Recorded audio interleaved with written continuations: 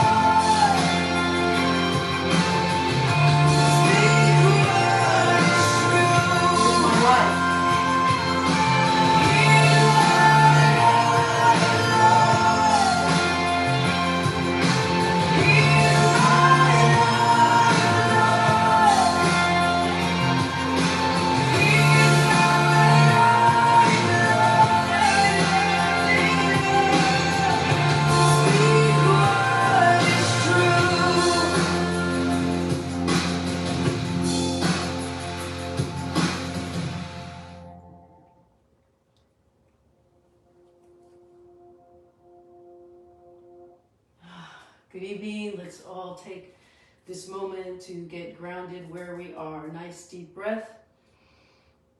Exhaling and bringing your hands to your heart. Feel your heartbeat.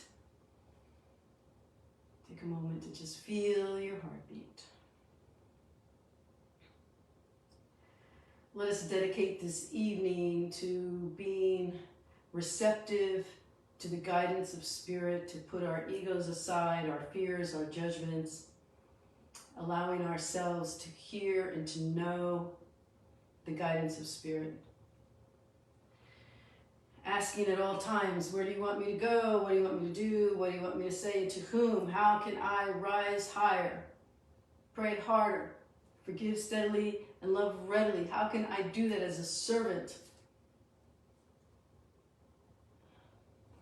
As a servant of the divine, as a voice for the divine, as an instrument of peace, as a compassionate responder to all that life has to offer. We ask to see ourselves as conduits of light, as being willing to step into the light beams that come into this earth, to step into those light beams so that we can extend light out. We can receive the light and extend the light.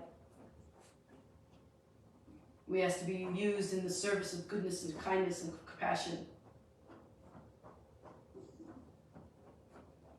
We ask to see the goodness and the kindness and the compassion in our brothers and sisters.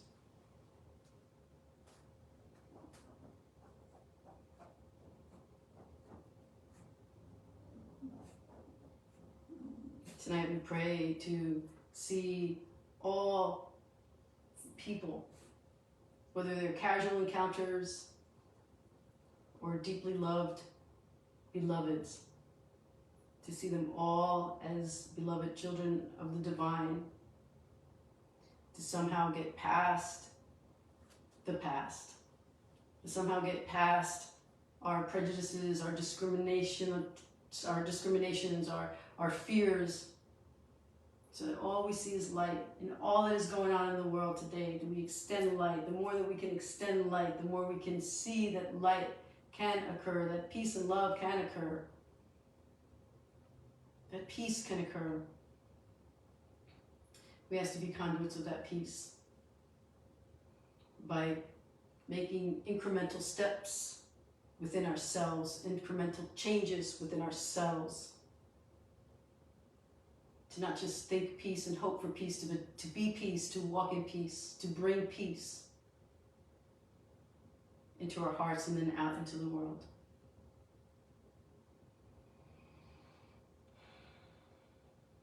Deeply grateful for the opportunity to be stewards of the divine's plan for us, to be stewards of grace. We give thanks. We give thanks. Deep breath. And so we join together here tonight. Welcome everyone. Happy Holy Thursday.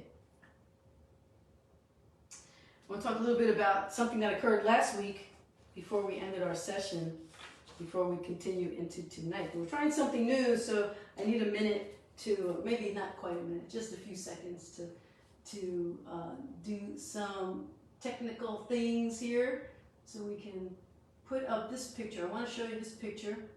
I talked last week about how I had gotten this beautiful candle to sit in the place where Pam always sat. This candle sits where Pam always sat.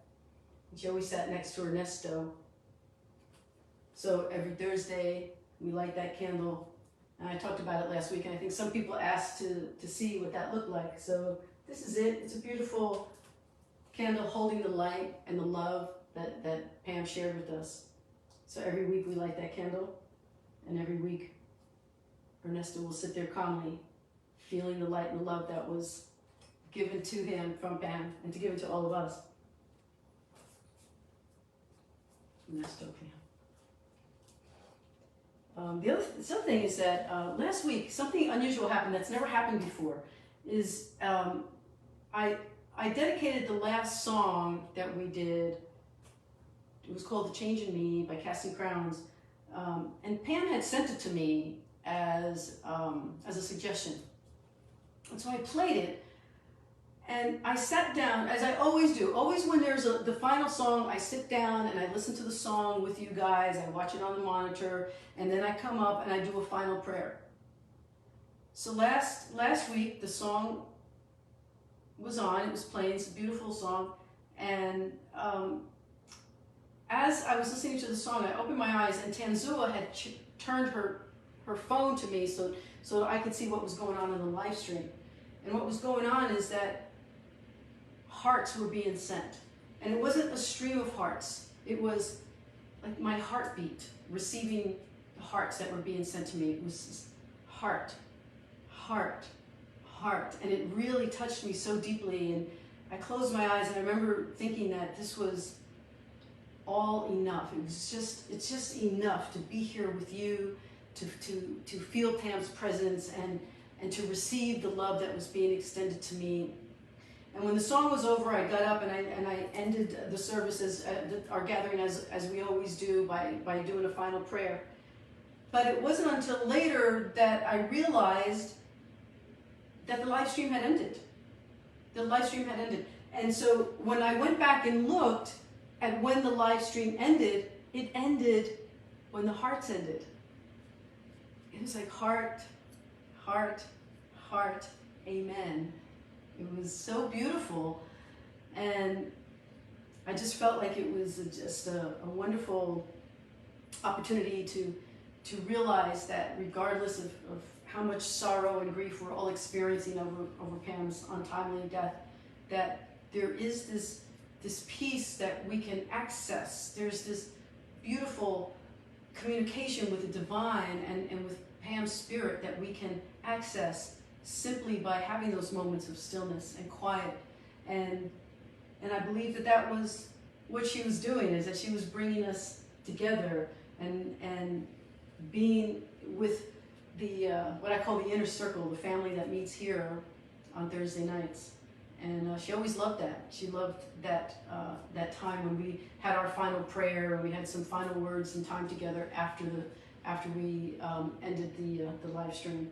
So it was all very divine. But if you missed the song, if somehow you didn't get to hear the whole song, I always, after the live stream, I always prepare the song and put it on my YouTube channel. There's several playlists on my YouTube channel. One is the actual Miracles with a Twist live stream that I move over to the channel, and the other thing is the song share. It's under, and that's a playlist called Music Shares. So you can go there and find the song that was played at the end, usually by Friday. I haven't moved over there. I also send it out on my daily WhatsApp text. So if you want that, if you haven't been receiving that, you can ask for that. I'll be glad to add you to the list. You have to have WhatsApp. But I always, on Fridays, I send the last song from Thursday. So there's lots of ways for you to access that. And I sometimes post it on the pages, but it's always on the chat. It's always in the channel, on the YouTube channel. Rev Lori Cardona. There's a Miracles with a Twist playlist, and there's a Music Shares playlist. So if ever you feel like you've missed a song, you want to know more, you want to hear it again, it'll be there. It'll always be there. But you did miss the end prayer, because apparently that was cut off. So I wanted to start with the end. Start today with last week's end. So the prayer, the end prayer was, "I am the light of the world," and this is for you to hear and to believe of yourself. Who is the light of the world except God's child? This then is merely a statement of the truth about you. It is the opposite of a statement of pride or ignorance or self-deception. It does not describe the self-concept that you've made of yourself. It does not refer to any of the characteristics with which you have endowed your idols. It refers to you as you were created. It simply states the truth. You are the light of the world. True humility requires that you accept this, because it is the voice of God that tells you that it is the truth. This is a beginning step in accepting your real function on earth. The real function on earth is to realize that you are the light of the world. And if you can believe of yourself that you are the light of the world, then you will be willing to extend the light. So you are needed, you are essential. You are the light of the world. So amen to that. And then I came across this poem. It was in a book I was reading. And there's also this online group that I attend, and they were referring to this poem. I wanted to share this with you, which is in line with the concept of you being the light of the world. This is by a American-German novelist and poet by the name of Charles Bukowski. It says, "Your life is your life. Don't let it be clubbed into dank submission. Beyond the watch, there are ways out toward the light. There is light somewhere. It may not be much at times, but it beats the darkness. So be on the watch.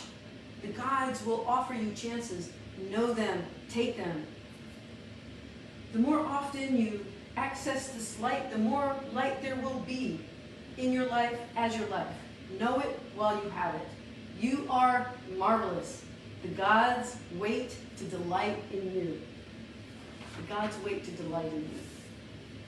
Because you are the light of the world."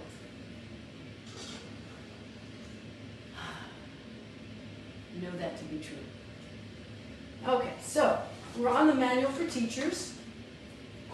And we're still on number 4, the question number 4, which is what are the characteristics of the teachers of God?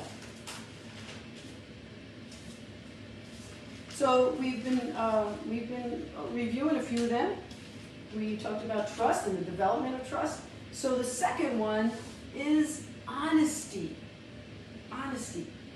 All other traits of God's teachers rest on trust. Remember, we talked about the development of trust.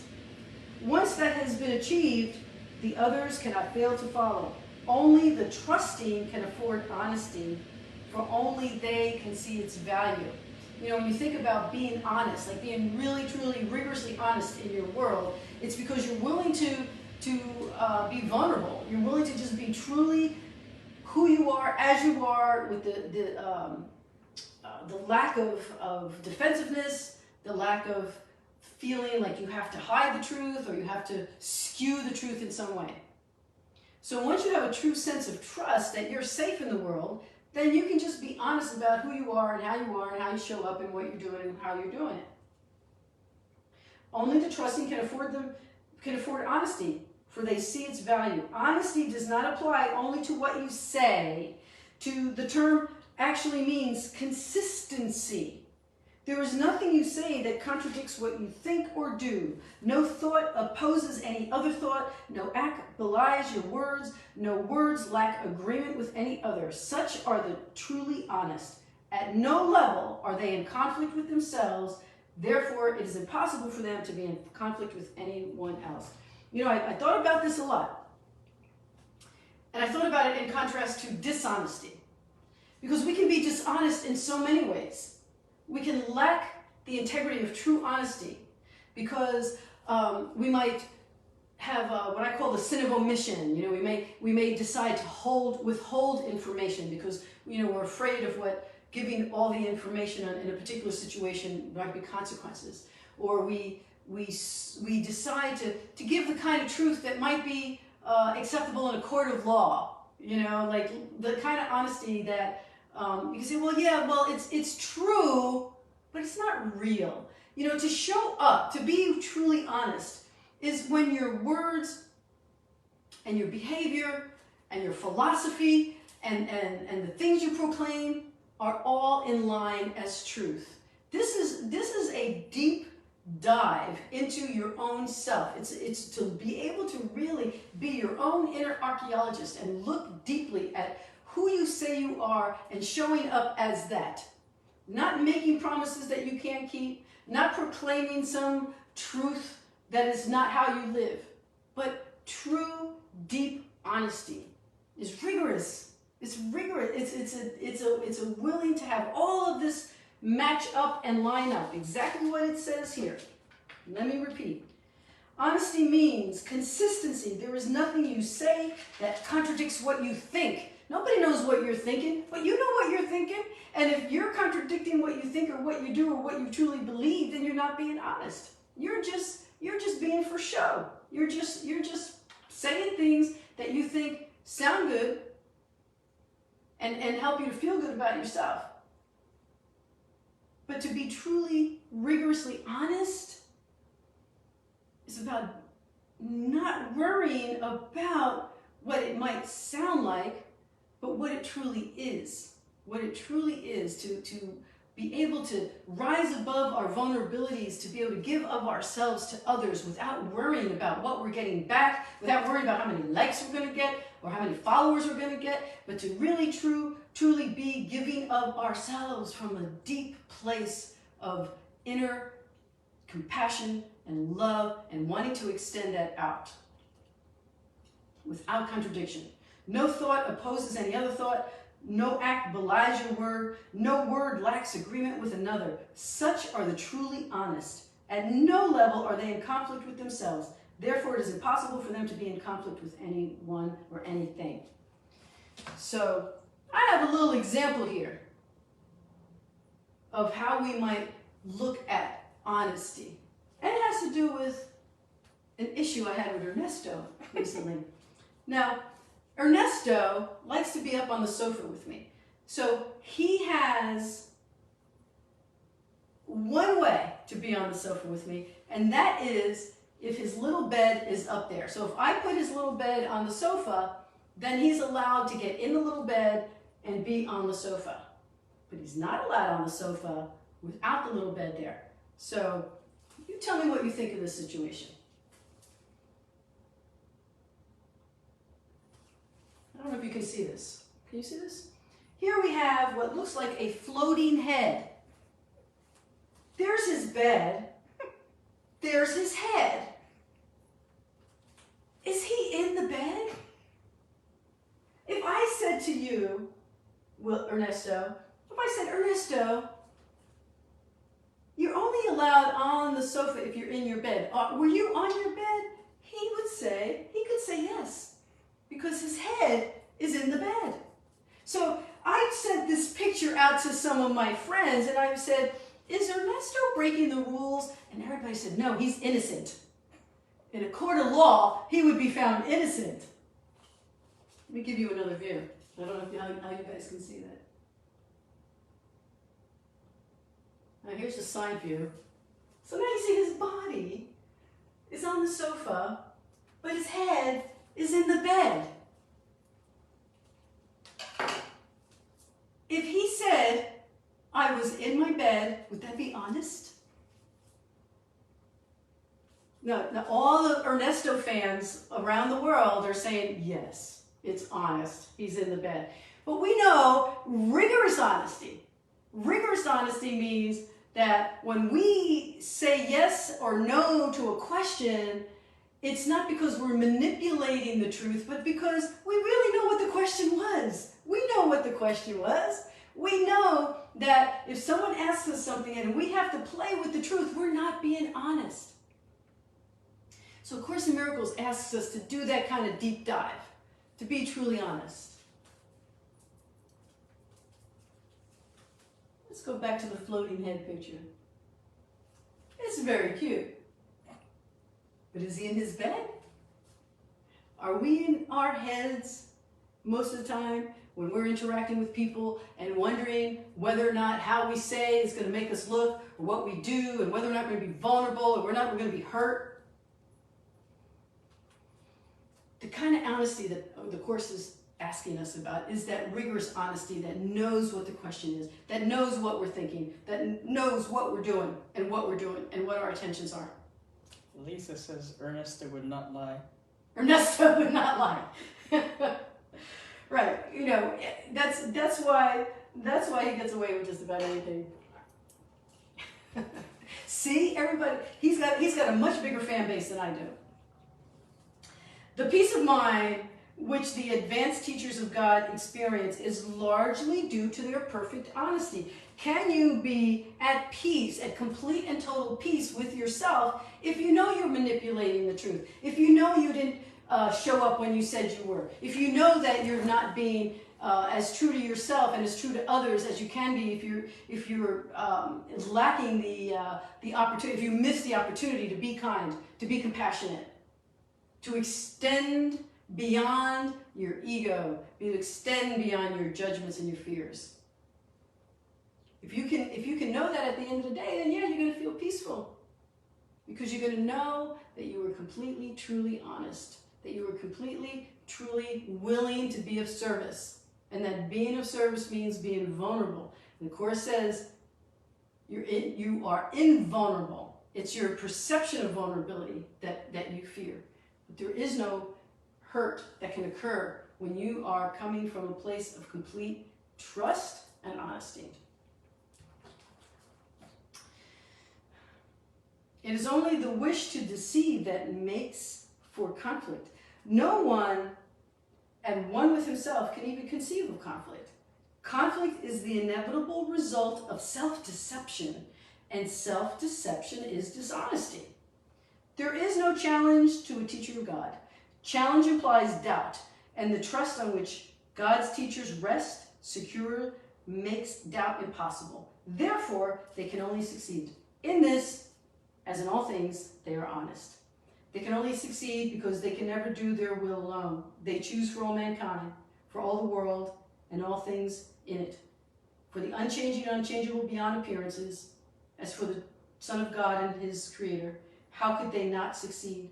They choose in perfect honesty, sure of their choice as of themselves. So, honesty as a characteristic of a teacher of God is that kind of honesty where you're honest with yourself. Mostly, deeply, sincerely.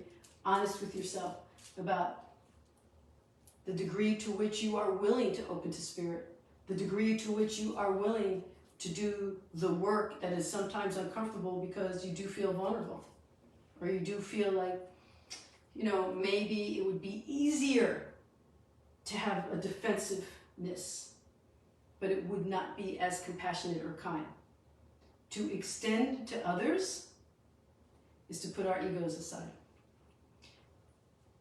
Doesn't mean that you lose your ability to have discernment. It just means you lose your attachment to dishonesty. That's all. That's all that is. So honesty is the second characteristic of the teachers of God. The first one was trust. The second one is honesty. Let's look at the third one. The third one is tolerance. God's teachers do not judge. To judge is to be dishonest. Why? Because if you're judging someone, you're making a decision about them based on a perception that you have, that you've created, or that we've created, based on our own ego needs. And so when we are no longer seeing others as children of God, children of the beloved, or beloved themselves, then we're starting to skew our concept of who is a child of God. Now I know it's hard right now. I know it's hard right now because we see things on the outside world. We see what's happening now in the Ukraine. We think about what happened to Pam. It's hard in this earthly experience to stretch beyond our upsets. And yet we know that it's part of what we do as our spiritual practice so that we don't get caught up in hatefulness, in conflict. We're trying to find some deeper inner peace. And the only way to do that is to carve away of everything that is not peaceful. Carving away at our defensiveness and our upsets. Judgment without self-deception is impossible. Judgment implies that you have been deceived. How then could you have been deceived? How then could you not have deceived yourself? Judgment implies a lack of trust, and trust remains the bedrock of the teacher of God's whole thought system. Let this be lost, and all learning goes. Without judgment are all things equally acceptable. For who could judge otherwise? Without judgment are all men brothers. For who is there to stand apart? Judgment destroys honesty and shatters trust. No teacher of God can judge and hope to learn. So once again, when we look at the outside world and we think about the things that are upsetting us, they are upsetting us because they are a part of this process of judging and condemning. There are entire countries that judge and condemn and take over other countries. So the idea that we would find brotherhood in one another would eliminate that. With peace and love, we can change the world. With peace and love, we can change the world. With peace and love, we can change the world. With peace and love, we change our eyes, we change our hearts, we start seeing things differently, we start seeing our brothers and sisters. It reminds me of that scene in the Moses Code. I think it was the Moses Code, where there was a Palestinian mother who was talking about bombing the school because of the conflicts that have been there for so many years. And someone said, no, those are our kids. Those aren't the Israeli kids. And she looked a little closer and she realized that the kids that she thought were the Israeli kids were the Palestinian kids. Because they look alike, they act alike, they play alike. They were all alike. In the end, they were just kids. And it occurred to her that as a mother, how could I have even for a moment thought to condemn somebody else's child? And there was a realization on her part then. A realization that created a peacemaker in her. That when we start to realize that I am you and you are me, those are my children, your children are my children, and there's no desire to judge or to hurt or to condemn. That's all the Course is asking us to realize. And when we get that realization, we start to shift. And so if everyone had that realization, imagine, like the song says, right? Just imagine. Because we do have that imagination. Imagine there's a world of peace. Let's extend that to the people of the Ukraine. Just for a moment.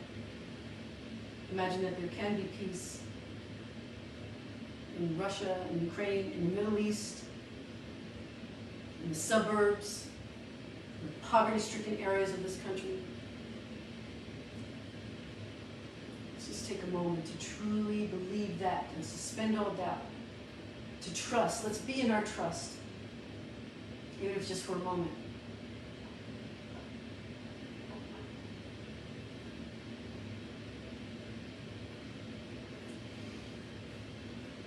I kind of feel like we should break into song right now. Only John Lennon were here. Only Heather Craig were here.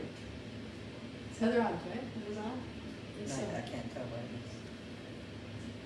All right. The other thing I want to talk about today, we're just going to leave the characteristics for now and head over to our lessons. So we covered trust, honesty, and tolerance. Next week we'll move on to gentleness. But I want to talk about today's lesson because it's a giant stride lesson. It's quite an important lesson, I believe. It's one of my favorites anyway. Well, people laugh at me because I say, this is my favorite lesson. I say that for a lot of lessons. So let's look at today's lesson. This is lesson number 69, March 10th. Lesson 69.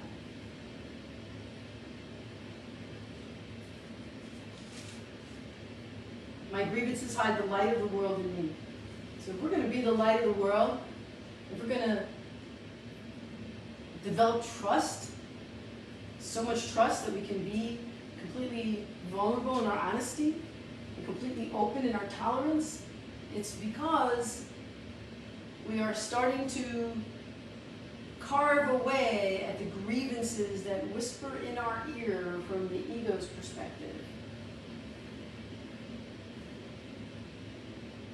My grievances hide the light of the world in me. No one can look upon no one can look upon what your grievances conceal, because your grievances are hiding the light of the world in you. The light of the world is in you. Your grievances hide that light. Everyone stands in, when you are hiding the light of the world in you, it seems as though everyone is standing in darkness and you are beside them. But as the veil of your grievances is lifted, you are released. Share your salvation with him who stood beside you when you were in hell. He is your brother in the light of the world that saves you both. That's an opportunity for forgiveness when we hold a grievance against someone. And as we hold our grievance, a lot of what we do is we call our friends and we talk about it and we talk about them and we complain and we build more grievances and we get alliances of grievances and we build this wall. And the more we build that wall, the more we hide the light of the world in us. So what the Course is telling us is that when we remove those barriers between us and our brothers and sisters, then we are sharing the light from one to the other and seeing that grievance stopped us from showing our light, being our light, extending our light, and it stopped the others from being able to see, and for us being able to see them as well. Today, let us make another real attempt to reach the light in you. Before we undertake this in our more extended practice periods, let us devote several minutes to thinking about what we are trying to do. We are literally attempting to get in touch with the salvation of the world. Why? Because when we are in touch with our own inner light, we are recognizing that our task as an essential worker in this world is to provide love and peace and compassion, which results in salvation. Salvation meaning maybe just affecting one other person's life. When we say being the salvation of the world, we are not talking about the entire concept of the world as we think of it, but the world as it is presented to us. It could be someone just in passing at the gas station, at the Publix. It could be just someone that you interact with, someone that you extend beyond yourself, a friend that you reach out to, someone, a hurt from the past that you bridge, that you heal. You know, they say the greatest, most sacred place on earth is where an ancient hatred becomes a present moment love. When that is healed, that is the extending of ourselves, being able to move beyond our grievances. And then we've created salvation in that moment, in that interaction, even if it's just one other person, person to person, heart to heart, soul to soul. Because we can't get anywhere without our brothers and sisters. We can't get anywhere holding on to our grievances. Or even holding on to our resistance to love. Not breaking down the barriers of whatever it is it would take us to be kinder, more compassionate.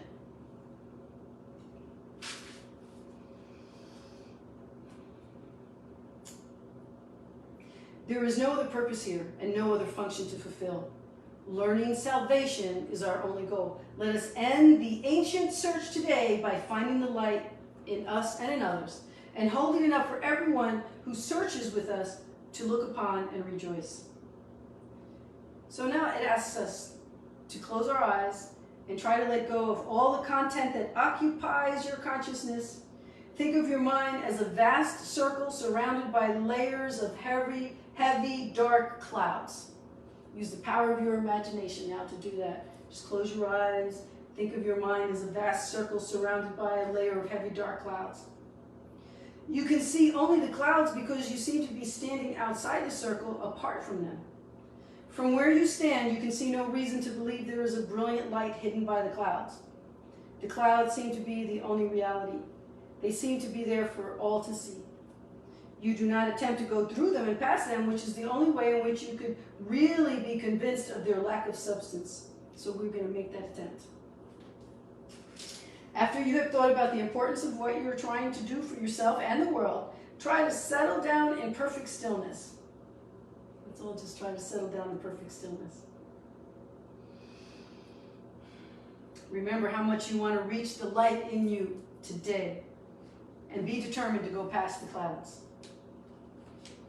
So again, we're using the power of our imagination. If your eyes are closed, imagine that you have these dark clouds surrounding you. You're stepping into the dark clouds. You're looking at these dark clouds, and you can't see the light. You don't know that there's light behind them because all you see is the darkness. So then what it says is to reach out and brush them aside. Brush them aside with your hand. Imagine that you're brushing them aside and feel them resting on your cheek and forehead and eyelids, and then you just keep walking through them. Go on, the clouds cannot stop you. If you're doing the exercises properly, you will begin to feel a sense of being lifted up and carried ahead. Your little effort and small determination calls on the power of the universe to help you. And God himself will raise you from the darkness into the light. You are in one accord with God's will. You cannot fail because your will is God's will. The Course continuously reminds us that the will of God, the will of Source, Creator, Divine, is for you to have peace. You know, so many times we hear, for those of us who were raised in more conventional religions, you know, we see something happen that is upsetting to us, and somebody with good intentions will say, well, that was God's will. Well, we can now say with deep knowing that anything that is hurtful is not God's will. Anything that is occurring in this world of conflict is not God's will. God's will is for you to be at peace. God's will is for you to feel the joy of the happy dream, meaning that which is accessible to you while you're in this experience, while you're going through your day-to-day, just having your life, and yet being of service, being kind, being filled with a sense of connection to the divine. Just one step at a time, you proceed, you live, you love, you feel at peace, you find peace, you extend peace. That's God's will. That's God's will. Imagine, if you think about your own children, or you think about people you love, you want them to be happy. You want them to be at peace. You don't want them to go through trials and tribulations, even though you know they may face them. Ultimately, you want them to be happy. And at peace. You want peace. Time check.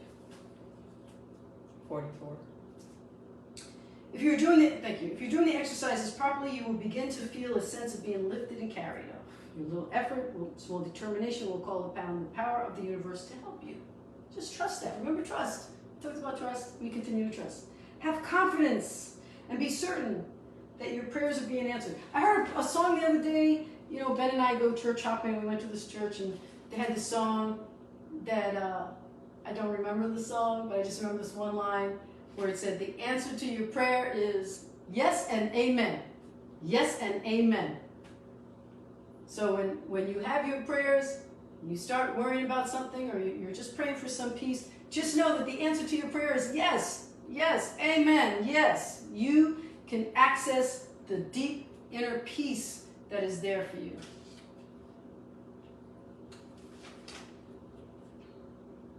Have confidence, have trust, have confidence, have trust.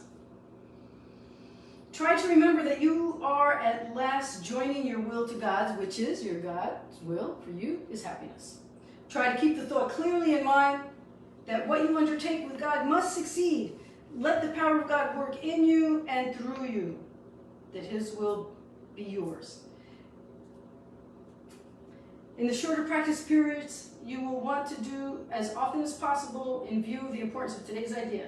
To you, to your happiness, remind yourself that your grievances are hiding the light of the world from your awareness. Remind yourself also that you are not searching for it alone. So this, you know, the idea of these exercises is that if we can remember what the lesson is for the day, as you go through the day and something comes up, something trips you up, and you start feeling your upset take over, and you say, wait a minute, if I allow myself to get swept away in my upset, I am building a wall that hides the light of the world. I myself am constructing that barrier between myself and the light of the world. So you think of it as that dark cloud. I am now moving into this dark cloud because I'm upset. What can I do? What can I do to brush it away, to see it differently. That's a great prayer for any moment of upset. Is that, how can I see this differently? Asking for our higher holy self to give us a new way of seeing in this moment. How can I see it differently? How can I find peace instead of this? And if I don't find peace, if I continue to hold on to my grievance, then my grievance is hiding the light of the world in me, and it's interrupting my ability to rise higher, to forgive, and to love. It's interrupting the process that I am working on to be able to be a savior in that moment, to be able to be a light, to be able to be an instrument of peace. So we say, my grievances hide the light of the world in me. I cannot see what I've hidden, yet I want to let it be revealed to me for my salvation and the salvation of the world. If I hold this grievance, the light of the world will be hidden. If I hold this grievance, the light of the world will be hidden.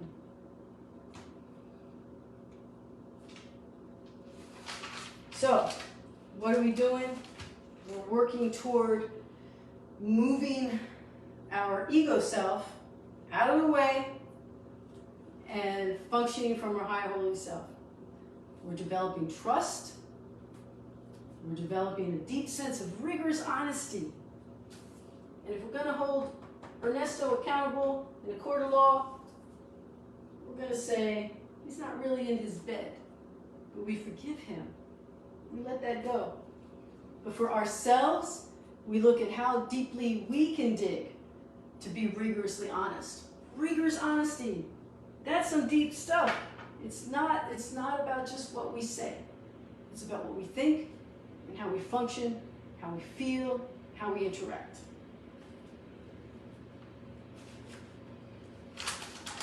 So the lessons are moving us into a place of, if you've done this year after year after year, you know, the lessons move us into more of a practical, meditative understanding of these concepts.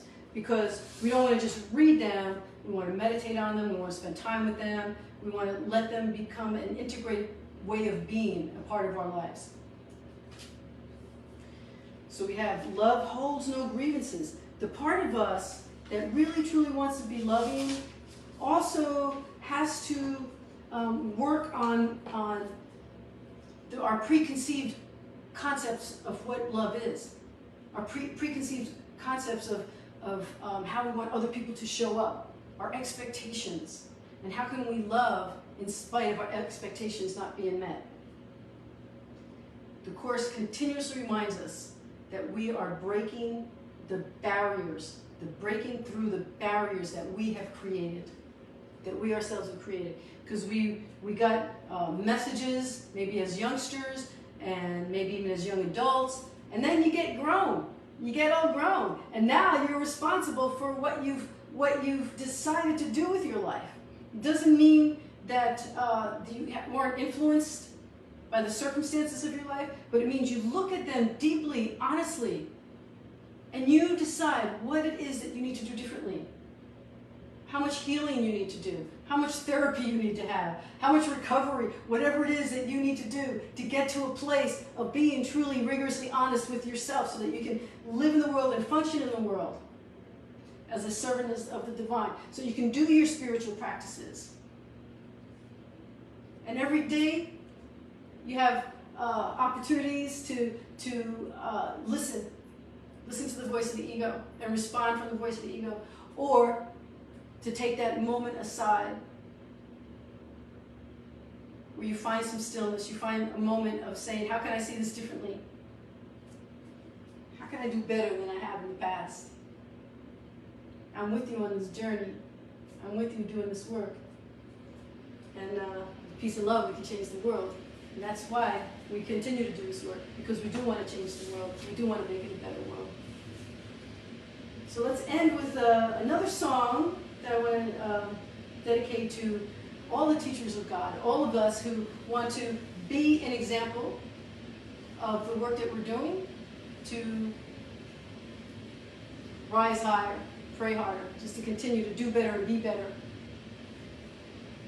by allowing ourselves to be an example of the light that we have access to, the light of the world, the light that is beyond the darkness of our fears, the darkness of our deepest, most subconsciously driven influences. We're healing that. We're rising above that. We're working on that. Does that mean that we're not going to continuously be human? Well, you know what? We have all kinds of emotions in our humanness. That's where we have to be honest. We have to be honest when we have those emotions. These are my feelings. This is what I'm going through. And you know what? It's nobody else's responsibility but mine to do the healing that's necessary. So let's just continue doing the best we can together. All right, so we're gonna see if this works. I guess I'll try something new today with our technology. But stay for the final prayer.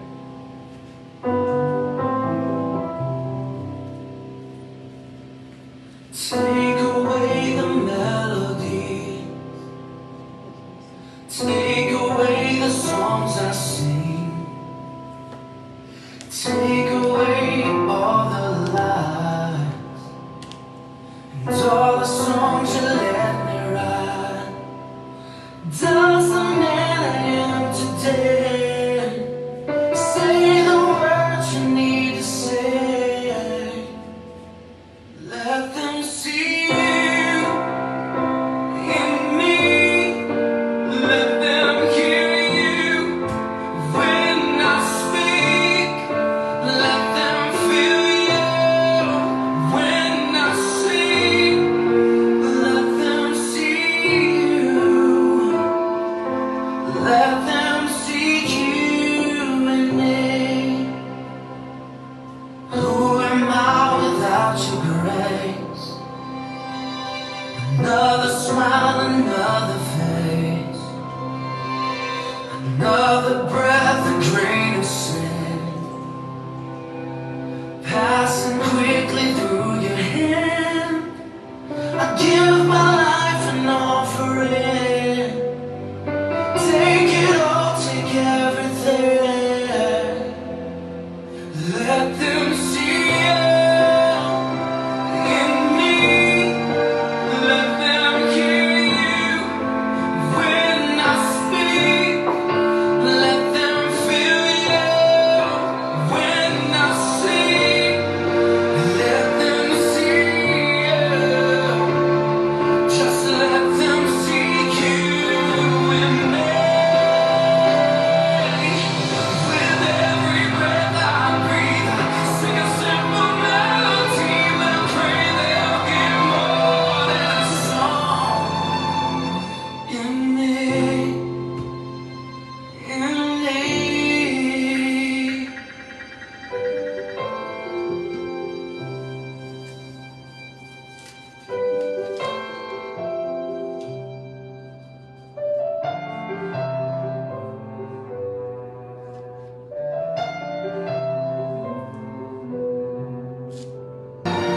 Let them hear you when I speak. Let them feel you when I sing. Let them see you. Let them see you in me. Let them see you in me.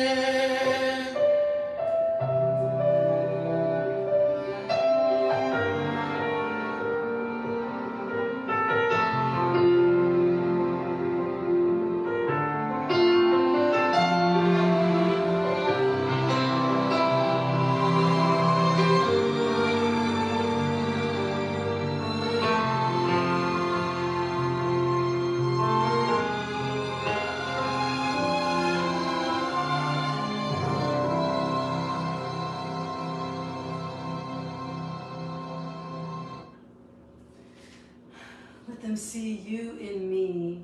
That is ultimately what all of, I could have just played the song. That is ultimately what we were saying tonight. Let us just be the voice, the face, the behavior of the divine. Oh, by the way, your opportunity to give back to the ministry will be a link that I'll put on the page later this evening. Let's end with this. Holiness created me holy. Kindness created me kind. Helpfulness created me helpful. Perfection created me perfect.